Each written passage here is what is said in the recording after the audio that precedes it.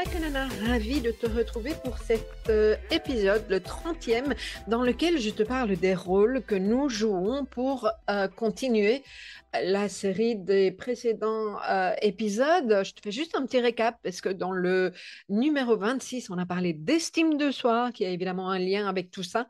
Dans l'épisode 27, j'ai abordé le fait de sortir de la conformité en lien avec les injonctions au bonheur, dont on entend beaucoup parler pour l'instant, et je te fais part de ma position.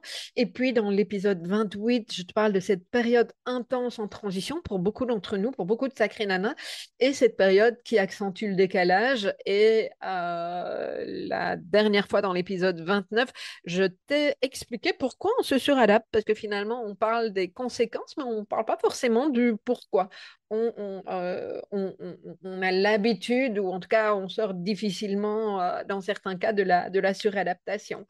Et dans ce 30e épisode, eh bien, j'ai eu envie de mettre en lumière la prise de conscience, en tout cas, comment tu peux prendre conscience de ces moments où nous jouons des rôles et des moments où, en lien avec ces rôles, nous prenons des décisions qui ne sont pas, ou bien qui ne sont plus justes. Peut-être qu'elles l'étaient il y a quelques semaines, mais qu'elles ne le sont plus aujourd'hui, plus justes avec qui nous sommes, parce que, effectivement, les choses bougent pas mal. On se retrouve tout de suite pour la suite de cet épisode. Sacré Nana est un podcast hebdomadaire qui s'adresse aux femmes qui veulent incarner leurs multiples facettes sur tous les plans de leur vie. Ces femmes qui veulent s'assumer avec authenticité et ouverture du cœur. Il s'adresse aussi aux sacrés mecs qui ont un désir authentique de comprendre et de soutenir les femmes dans leur parcours singulier. Tu découvriras des clés pour vivre pleinement ta puissance féminine par le biais d'entrevues avec des experts, des témoignages, ainsi que des épisodes solo relatant les nombreux conseils pour mieux incarner chaque facette du diamant que tu es. Cela en vue de développer ta foi en la vie, de ton potentiel féminin et de te réaliser sur de nombreux plans personnels et professionnels avec légèreté et joie. Et si tu es concerné par la haute sensibilité et le haut potentiel, tu trouveras également des ressources dans ce podcast. Sacré Nana est animé par Nathalie Alsten, senior coach, thérapeute, auteure du livre Émotive talentueux, être soi autrement et fondatrice de l'approche du développement du potentiel humaniste. Bienvenue parmi nous, Sacré Nana, le podcast qui te permet de rayonner de 1000 facettes. Alors, je ne t'apprends rien, la vie est parfois un vrai tourbillon, ça c'est sûr. Euh, je crois que la période, je parle beaucoup de cette période-ci parce que beaucoup de personnes me renvoient ça. Moi, j'ai pendant tout un temps cru que j'étais toute seule, ou en tout cas parmi les quelques personnes à vivre pas mal de choses chamboulantes. Et en fait, je me rends compte que non, pas du tout. Euh, Beaucoup de personnes vivent dans une forme d'inconfort. Pour certaines, ça bouge un petit peu plus que pour d'autres. Mais voilà, je connais, oui, certaines personnes qui sont assez alignées et qui vivent leur plus belle vie. Ça existe aussi, mais c'est quand même moins souvent ce que j'entends pour l'instant. Donc, je risque pas trop de me tromper si je te partage tous ces éléments-là, parce que je me suis rendu compte que beaucoup de personnes revenaient vers moi et me disaient, ouais, mais qu'est-ce que ça me fait du bien que toi, tu partages ce que tu vis. Ça me donne de l'espoir, ça me donne cette envie de continuer à y croire. Donc, voilà. Euh, alors, ce dont j'ai envie de te parler aujourd'hui, c'est combien j'observe aujourd'hui, combien il est facile de se laisser entraîner dans des prises de décision et des modes de fonctionnement qui sont finalement tellement loin de ce qui est juste pour nous, pour toute une série de raisons, que je vais voir avec toi. Parfois, ça semble des petits choix anodins. Et puis, parfois, à force de décider certaines choses qui ne nous correspondent pas, de les refaire régulièrement, eh bien, on finit par à la fois jouer un rôle qui ne nous correspond pas et prendre des décisions qui, les unes après les autres, nous écartent de qui nous sommes réellement. Voilà. Et ce qui était peut-être tout à fait juste pour toi il y a quelques semaines, je vais te donner un exemple perso pour illustrer ça, n'est peut-être plus du tout ce qui est juste pour toi aujourd'hui. Et c'est pas évident. Voilà. Alors, moi, j'ai juste envie de commencer avec un exemple parce que c'est souvent comme ça que j'aime te transmettre des choses. Tu m'as peut-être entendu parler parce que j'ai annoncé ça publiquement peut-être début d'année, je ne sais plus, mais j'en ai parlé à plusieurs reprises, même si je ne l'ai pas fait très souvent, que j'allais partir à Bali ou que j'avais envie de partir à Bali. Alors, Bali, c'est une grande histoire. Je n'ai pas encore été à Bali, mais j'ai très, très envie d'y aller depuis environ mes 30 ans. Un petit peu, ouais, c'est à peu près à ce moment-là. Un peu après. Alors, Bali, l'histoire en ce qui me concerne, euh, c'est j'ai à l'époque, dans mes nombreux métiers, eu un magasin de décoration cadeau. J'ai fait un premier burn-out, j'avais 33 ans, hein, donc il y a un peu plus de 25 ans. Euh, et comme j'avais un magasin de décoration cadeau, que j'ai commencé, c'est à cette époque-là que j'ai commencé à m'intéresser un petit peu plus sensiblement à tout ce qui était développement personnel, spiritualité, toute une série d'autres choses. Et le lien que j'ai très très vite fait entre, ou en tout cas c'est venu à moi, on va plutôt dire comme ça, entre le développement personnel et un magasin de décoration cadeau, et ben ça a été le Feng Shui. Le Feng Shui, c'est l'art d'harmoniser ton lieu de vie avec tout ce qui est énergie. Je parle très souvent d'énergie, hein, tu m'entends très souvent parler de ça, hein, enfin, j'imagine. En tout cas, moi, j'ai l'impression que c'est un mot que je dis très, très souvent parce qu'effectivement, pour moi, tout est énergie. Je suis très connectée à ce que j'appelle cette fameuse énergie, ce qui, pour certaines personnes, et peut-être que c'est ton cas, ne veut rien dire, et peut-être qu'au contraire, c'est très, très clair pour toi ce que ça veut dire de l'énergie. OK? Euh, et, euh, et donc, il y a eu effectivement cette époque à laquelle, donc vers mes 33, 34, 35 ans, je me suis beaucoup intéressée à comment tu peux te sentir bien dans ton lieu de vie, mais pas juste avec des couleurs ou des éléments de décoration, plus avec comment on harmonise effectivement ce flux de vie dans la maison, comment on place les objets, comment on utilise la symbolique. Voilà, toute une série de choses. Et ça a été vraiment une très, très belle expérience parce que bah, ça faisait sens avec mon métier en tout cas avec, je ne sais pas si c'était mon métier, mais en tout cas ce que je faisais à l'époque, d'avoir une boutique de déco. Et ça a été un premier pas pour moi dans le développement personnel, entre autres parce que j'ai commencé à donner des conférences et puis j'ai également commencé à donner des consultations. Et c'est au départ de ça, d'ailleurs, que je me suis rendu compte que j'avais envie d'accompagner les gens. Hein, parce que la petite histoire, c'est que une de mes, peut-être pas première cliente, parce que je faisais déjà pas mal de consultations, mais un jour, je suis arrivée chez une dame et je sentais qu'il y avait quelque chose qui fonctionnait pas dans son couple, mais j'étais pas habituée à poser des questions, je n'étais pas formée à ça. Hein, pour faire l'histoire courte, à un moment donné, je lui ai, avec des détours, posé une question où je l'ai alors euh, coincée, entre guillemets, pas parce que je voulais la coincer et lui faire du mal, mais à travers la question que je lui ai posée, qui était une question toute simple, qui était, mais dans 25 ans, comment vous vous voyez avec votre mari? Et en fait, elle ne se voyait pas du tout avec son mari dans 25 ans, parce que le couple n'allait pas bien du tout. Elle m'avait dit avant, oui, oui, tout va bien dans mon couple, mais moi, j'observais hein, à travers ce que je voyais que ce n'était pas le cas. Et elle est partie en vrille émotionnellement, mais je n'étais pas du tout équipée, déjà pas moi-même vis-à-vis de moi, mais pas du tout équipée pour accompagner. Et j'ai eu très, très, très, très peur. Alors qu'aujourd'hui, je souris quand je revois cette femme de 35 ans que j'étais, paniquée parce que j'ai l'impression que j'avais fait quelque chose de mal, alors qu'au contraire, j'avais vraiment ressenti ce qui était tout à fait juste. J'avais mis le doigt exactement là où il fallait le mettre, peut-être de manière maladroite, mais je ne savais pas quoi faire avec ça. Et donc, c'est ce qui m'a donné envie de me former par la suite à la relation d'aide, au coaching, etc. Donc, le Feng Shui a pris vraiment une grande place pour moi et j'ai eu envie de transmettre et de former au Feng Shui. Donc, je me suis formée pour pouvoir transmettre par la suite le Feng Shui. Donc, j'ai fait pas mal de cours avec des Américains, avec une Anglaise, Karen Kingston, et c'est là où j'en arrive à Bali. Euh, Karen Kingston, qui est assez connue dans le monde du Feng Shui, elle a écrit pas mal de bouquins. C'est une Anglaise qui avait épousé un Balinais qui vivait à Bali. J'ai d'ailleurs, on va dire, du matériel sacré que j'ai acheté à Karen. Euh, et quand elle nous parlait de Bali, C'était vraiment pour moi, à une époque, à 35 ans, où c'était la panacée. Et j'ai toujours eu envie d'y aller. Puis ça s'est jamais mis pour toute une série de raisons. Voilà, connue, inconnue, consciente, inconsciente, peu importe.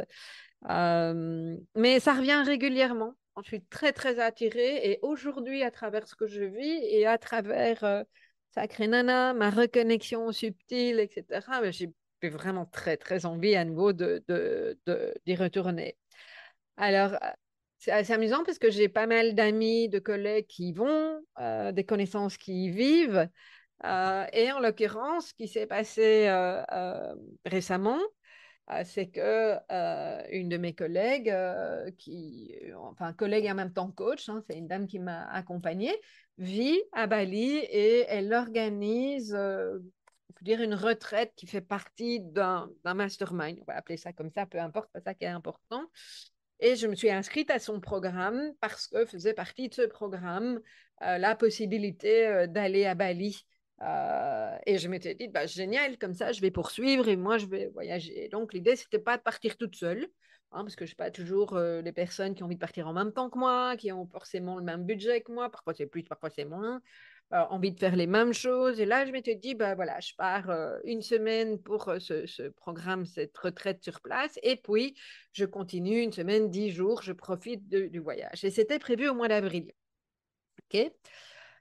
Et plus je me rapprochais du mois d'avril, on devait être à peu près au mois de février, et je me suis dit, non, ça ne va pas le faire, pour toute une série de raisons en lien avec ma vie perso et pro, parce que je suis dans cette fameuse transition et bah, la clarté, elle ne vient pas sur un coup de baguette magique. Et je me rendais compte que le mois d'avril, n'était pas le bon mois pour pouvoir partir, d'autant plus que j'avais déjà un programme à Tenerife, celui-là où je donnais un programme moi-même, et puis 3 jours de formation à l'école de la posture juste pour ma 4e année. Et je veux dire, je devais repartir tout de suite à Bali, et en gros, j'ai dit, mais moi, je ne vais même plus avoir le temps de respirer. Alors, je faisais ça il y a 20 ans, de partir, de revenir et de repartir. C'est juste que j'ai plus 20 ans. Et je sentais que c'était pas juste.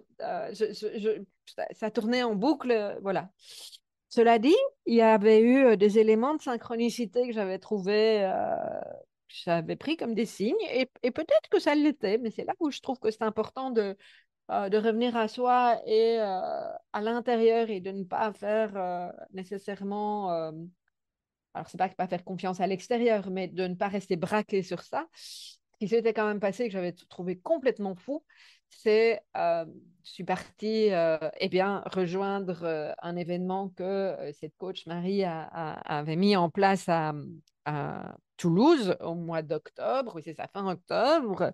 Donc, je prends l'avion, on discute de Bali, je rencontre des super personnes avec qui je me dis, cool, on va pouvoir se voir à Bali. Ah oui, peut-être, je dois décider, machin, voilà.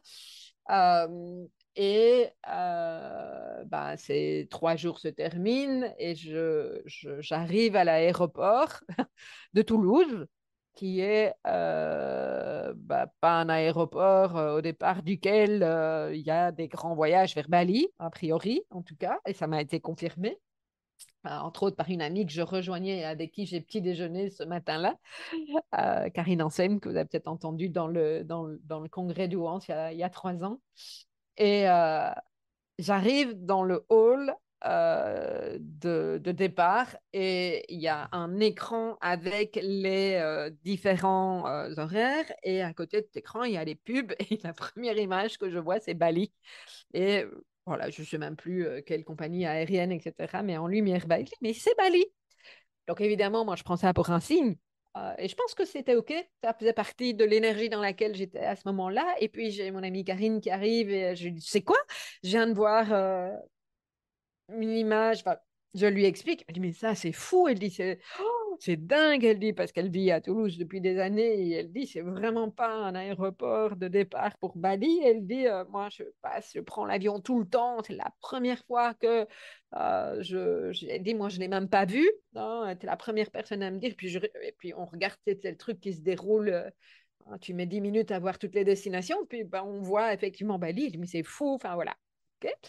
Et donc, quand j'annonce à Marie, je dis, bah, écoute, je ne viendrai pas à Bali au mois d'avril, c'est pas possible pour moi, tant pis, je passe mon tour. Elle me dit, bah, écoute, justement, on était en train de se dire, ça n'arrange pas toute une série de personnes, on va le reporter au mois de juillet. Et moi, génial, puisque seule, je ne sais jamais où partir au mois de juillet.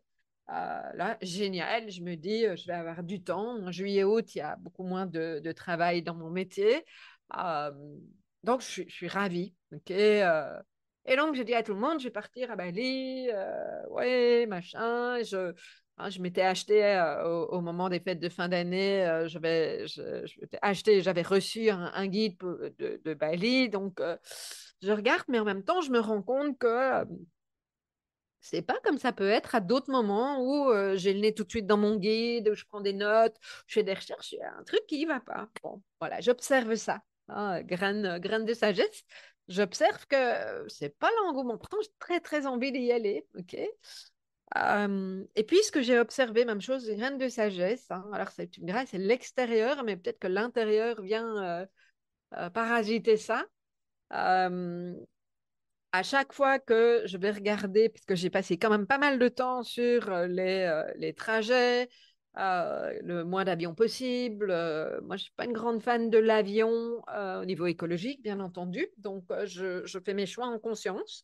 En même temps, j'ai envie de continuer à voyager, hein, donc je suis OK avec ce juste milieu. Euh, donc, je regarde au niveau des budgets, je regarde le temps, parce que je ne m'étais pas rendu compte qu'il fallait autant d'heures pour arriver à Bali, par où passer, quelles compagnies, lesquelles je peux annuler, avec quelle euh, pénalité. Enfin, voilà, j'observe ça. Et puis, chaque fois que je veux réserver, il n'y a plus la place ou puis je me renseigne parce que j'ai quand même deux chiens qu'il faut placer pendant 2 à 3 semaines. Il y a toujours un truc qui déconne. Je ne sais pas placer mes chiens 3 semaines au même endroit, même 2 semaines et demie, c'est compliqué. Et partir que 2 semaines avec les voyages, ça vaut plus vraiment le coup. Ça fait cher pour le voyage et ça n'a pas beaucoup de sens pour moi. Enfin, voilà. Et donc, je me rends compte que bah, il y a des tas de choses, hein. Entre autres, hein, j'arrive pas à placer mes chiens. Puis moi, j'ai un chien qui est malade, hein, Elliot, mon deuxième chien, qui a 5 ans, il a la leucémie. Donc, on vit vraiment au jour le jour avec lui. Euh, et à un moment, il y a un truc qui me dit, oh, j'ai peur qu'il parte pendant que je suis moins partie et que je puisse pas revenir, parce que c'est sûr que si je suis dans le sud de la France et que ça va pas, je peux remonter. Si je suis à Bali, il va être plus compliqué de revenir, évidemment. Mais en même temps, bah, voilà, ça, c'est la vie, c'est comme ça que ça se passe. J'ai mon deuxième livre à terminer aussi, à rendre pour le mois de septembre. Je sens quand même qu'à travers tout ce que je traverse, mon niveau de fatigue, mon niveau de fatigabilité est plus élevé qu'avant. Alors voilà, tu verras, il y a l'âge, il y a tout le truc, mais j'observe que je peux être quelqu'un qui a beaucoup d'énergie, mais qu'un grain de sable peut vite me faire basculer. Donc, je mets ça au milieu de tout ce que je vois. La charge mentale est quand même là quand il s'agit de préparer. Il y a d'autres choses qui me prennent plus d'énergie, qui me... Voilà. Et puis, je me rends compte aussi que finalement, ce qu'on va apprendre dans ce mastermind, c'est peut-être plus tout à fait ma priorité parce que le changement est tellement rapide en ce qui me concerne que euh, aujourd'hui, je ne suis plus sûre. Je me suis posé la question, je me suis regardée en face en me disant, mais Nat, si tu devais à nouveau rentrer dans ce programme aujourd'hui, est-ce que tu y rentrerais? Et alors, c'est pas parce que c'est bien que c'est pas bien, je veux dire, en tout cas, ça n'aurait plus été ma priorité. Voilà. Et donc, je suis revenue à quelles sont mes priorités. Alors, toute cette histoire de Bali, à travers ce que je te partage, parce que euh, j'ai le sentiment, je vois souvent quand je partage de cette façon-là que ça fait écho. En tout cas, quand je partage mes questionnements, ça peut te permettre de toi aussi te poser tes propres questions et de voir, mais finalement, qu'est-ce qui fait sens pour toi? Et en fait, c'est là où je dis qu'on joue constamment des rôles. Et c'est OK de jouer des rôles, c'est OK de jouer des rôles qui ne reflètent pas nécessairement notre vraie nature ou nos aspirations profondes. Et tu vois, dans l'exemple de Bali, mais c'est quoi finalement mon aspiration profonde? Alors, l'aspiration, c'était aller à Bali, pardon. Est-ce qu'elle est profonde à ce stade-ci? pas vraiment. Ou en tout cas, j'aurais envie de reformuler les choses autrement. Je pense que si j'ai toujours cette aspiration profonde d'aller à Bali, mais je veux que ce soit un voyage sacré. Et sacré, c'est honorer. Honorer ce voyage. Et honorer, c'est prendre le temps de le préparer.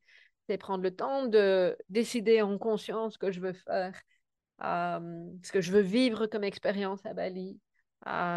Et là, je sens que c'est pas OK. J'ai pas l'espace-temps et la disponibilité mentale actuellement pour ça. Ma dispo mentale, elle va ailleurs. Euh, donc voilà, c'est toujours une aspiration profonde et Bali viendra quand ça devra venir, ça c'est tout à fait certain. Et donc en fait, c'est ça que je suis en train de te partager, c'est ben, consciemment quel est le rôle que j'ai joué, dans quoi je vais développer ça. Hein, est-ce que c'est par conformisme, habitude, peur ou manque de connaissance de soi qu'on on prend ces décisions, qu'on joue ces rôles qui ne nous ressemblent pas ou qui ne nous ressemblent plus. Et je réinsiste très fort là-dessus parce que ça fait partie de ce changement de paradigme dans lequel on est, qui ne nous ressemble plus et que ça peut switcher en 3 à 4 mois. Moi, perso, je fais le choix aujourd'hui de, autant que possible, ne pas m'engager au-delà de 3 à 4 mois parce que je me rends compte qu'au moment où je m'engage, c'est tout à fait juste, mais que pour le moment en particulier, une fois de plus, mon énergie change tellement et tellement de chaos et du chaos naissent les étoiles. Hein. Quand je dis chaos, moi je vois ça euh, c'est pas confortable, hein, mais je vois ça positivement. Parce que je me dis il y a quelque chose de grand qui s'en vient là derrière. Et donc, j'ai vraiment cette foi-là. Mais je suis incapable pour l'instant de créer des partenariats long terme ou de dire à quelqu'un, oui, je vais pouvoir dire à quelqu'un, on en reparle dans 6 mois, mais je ne sais pas ce que je te dirai dans 6 mois. Et je le précise déjà. Euh, voilà, tellement ça bouge, donc peut-être que ça fait écho pour toi ou pas, mais voilà. Euh, alors, ce qui me semble important, hein, c'est de prendre conscience de ces dynamiques et de rester authentique dans nos différentes sphères de vie. Et donc, voilà, pose-toi toute une série de questions. Prends le temps de respirer, comme je dis, Euh, et de voir quelles sont tes priorités, avec quoi tu es aligné, qu'est-ce qui est juste pour toi. Et donc, moi, j'ai abordé les choses, je suis un petit peu plus loin sous ce que j'ai envie Alors, j'ai abordé et j'aborde maintenant pour toi les choses sous 3 angles. C'est parce qu'on en revient à la suradaptation et à toute une série de choses dont je parle régulièrement. C'est la norme, c'est l'habitude et c'est la peur du jugement. Et évidemment, le tout se rejoint. Alors, la norme, il se trouve que on, on adopte certaines habitudes ou comportements parce que ça fait partie de ce qu'on a appris, de ce que notre entourage nous a montré. Euh, et, et on s'est adapté parce que on s'est même pas posé la question de savoir si ça nous correspond encore ou pas. Ok. Et c'est particulièrement vrai si tu viens de découvrir ta singularité, au potentiel, aux sensibilités multi, etc. Euh, tu sais peut-être même pas ce que c'est que la norme n'est pas la norme, mais c'est juste un apprentissage par lequel tu vas repasser. Et la norme, elle est aussi connectée à tes besoins, identifier ce qui te correspond ou pas. Et ça s'apprend. Voilà. OK?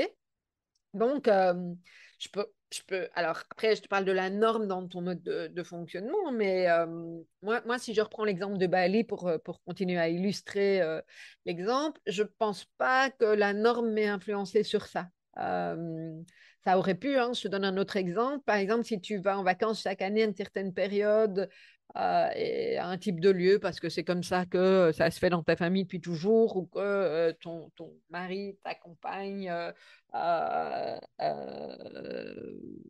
on, on- on fonctionne de cette manière-là et toi, tu t'es adapté, ça vaut la peine de se poser la question, bah, ok, est-ce que c'est vraiment ça que tu veux? Est-ce que tu fais parce que par parce qu'une fois de plus, c'est comme ça, hein. C'est amusant de dire que c'est comme ça. Alors en réalité, pourquoi c'est comme ça? Est-ce que ça doit être comme ça? Ben non, pas forcément. Ou bien la norme, c'est de partir en vacances ensemble quand on est en couple. Je trouvais ça assez chouette en vacances ou bien de partir ou ensemble, non pas forcément en vacances. J'ai échangé récemment avec une collègue qui me disait, mais justement, je pars, je pense que c'était à Paris, à Bali, pardon, pendant 2 ou 3 mois, enfin en tout cas un certain laps de temps. Et à un moment donné, je me suis entendue moi-même lui dire, mais je me trompe ou tu étais mariée ou tu es mariée? Bah oui, qu'elle me fait. Elle dit, ok. Et en fait, elle a réagi. J'ai dit, non, mais moi, c'est juste que tu as tout à fait raison, c'est pas habituel. Elle m'a dit, non, mais moi, je pars toute seule. Elle dit, ça va tout à fait à mon mari. Et puis, comme ça, nous, notre mode de vie, c'est celui-là. Alors, il y a des tas de gens qui disent que c'est pas normal. Donc, c'est hors de la norme et qui prédisent que on est bon pour le divorce. Et au contraire, elle dit, nous, on est tout à fait en phase. On vit ensemble depuis des années. Ah, ils sont mariés récemment, mais on vit ensemble depuis des années. Notre couple a toujours fonctionné de cette manière-là. Et c'est pour nous absolument juste dans notre mode de fonctionnement. Donc, enfin, effectivement, c'est pas la norme au point que moi-même, je lui ai posé cette question-là sans la juger ou quoi que ce soit. C'est juste que voilà, je ne savais plus si, parce que je me suis référée à cette fameuse norme qui voudrait que, bah, en tant que femme mariée, tu pars pas 3 mois toute seule pour prendre du temps pour toi. Et que ça n'a absolument rien à voir avec un couple qui fonctionne ou pas. C'est juste parce qu'elle a besoin de ce temps-là et pour toute une raison, une série de raisons qui lui appartiennent. Donc voilà, ça c'est la norme. Et puis après, il y a l'habitude aussi, hein, ça peut être, c'est très proche, hein, celle qui nous fait répéter des schémas par confort ou par peur du changement. Et du coup, on en oublie de questionner notre alignement avec ces fameux rôles qu'on joue. Même quand nos habitudes sont inconfortables, hein, elles restent connues et on s'y accroche. Parce que le plus souvent, faire des choses que nous n'avons jamais faites, ça demande évidemment d'oser de sortir de sa zone de confort et ça peut être méga ou stressant ou juste traitant pour une série de personnes ou au contraire, en fonction de ta personnalité, ça peut au contraire t'animer, hein, parce qu'il y a des gens qui aiment sortir de leur zone de confort, mais ce n'est pas forcément le cas pour tout le monde, hein. Je mets là en lumière aussi des profils singuliers comme des personnes avec un TSA, ça peut être, ou avec une haute sensibilité, ça peut être compliqué pour ces personnes-là. Ça peut se faire violence de sortir de quelque chose de connu. Voilà. OK. Et bon, comme je dis, c'est un pas à la fois. Vois, donne du sens. Pourquoi tu souhaites le faire? Et euh, voilà, je pense que ça, c'est important. OK. Hein, alors, bah, cultiver sa graine de sagesse, hein, c'est en lien avec le modèle, l'approche du développement du potentiel humaniste, hein, mon approche pour laquelle j'écris mon deuxième livre d'ailleurs. Euh, Vois un petit peu ce qui est juste pour toi en te connectant avec ton énergie. Est-ce que tu te sens fatigué? À quel moment tu récupères de l'énergie? À quel moment tu en perds? Ça va te donner les fameux indicateurs en lien avec ce qui te porte ou ce qui ne te porte pas. Et je me rends compte que j'ai oublié de te dire que pour identifier ce qui te correspond ou pas, dans la norme, hein, et donc pour pouvoir apprivoiser ta grille de lecture de ton mode de fonctionnement, grille de lecture émotive talentueux, comme j'ai pour habitude de dire, c'est la graine de connaissance dans mon approche. OK.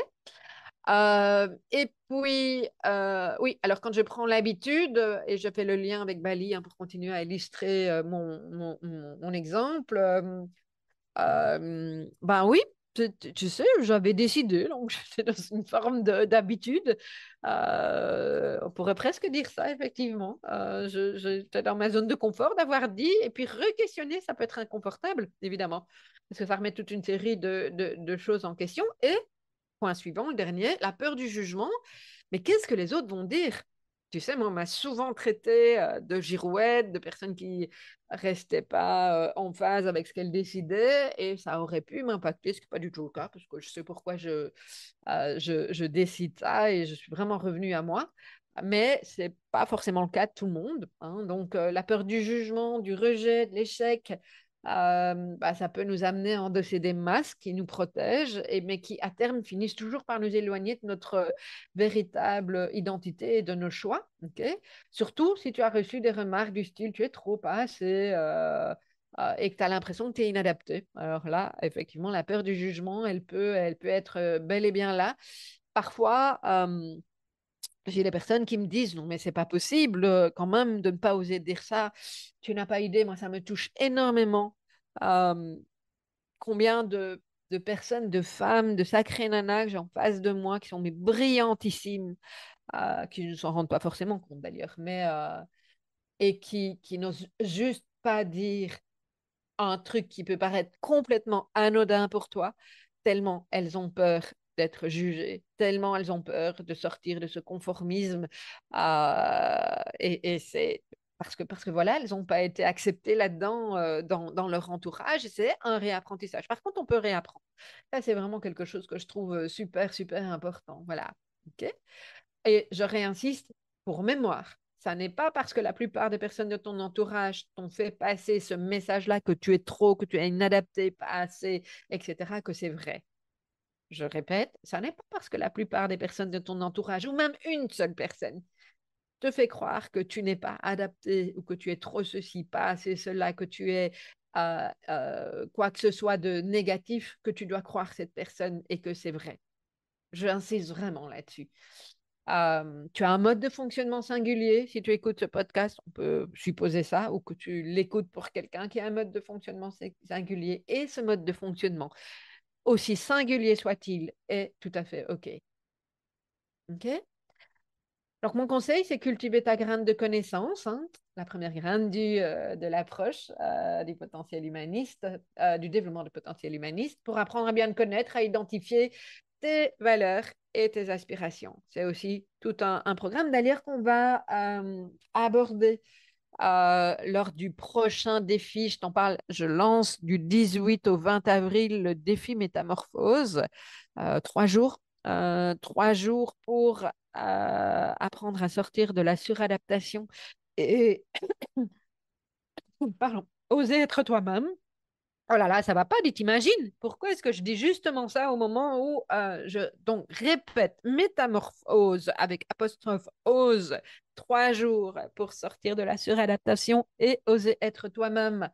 Voilà, c'est un défi, il est gratuit, il est en ligne, il suffit de t'inscrire via 3 fois émotif au pluriel talentueux au pluriel également.com /défi sans accent sur le E de défi émotif-talentueux.com /défi. Alors, si je reprends pour terminer cette peur du jugement, hein, oui, on aurait pu imaginer que c'est compliqué à mettre en lumière Bali parce que tu te la coules douce, toi, tu peux te permettre de partir à Bali, puis bah, tu changes d'avis.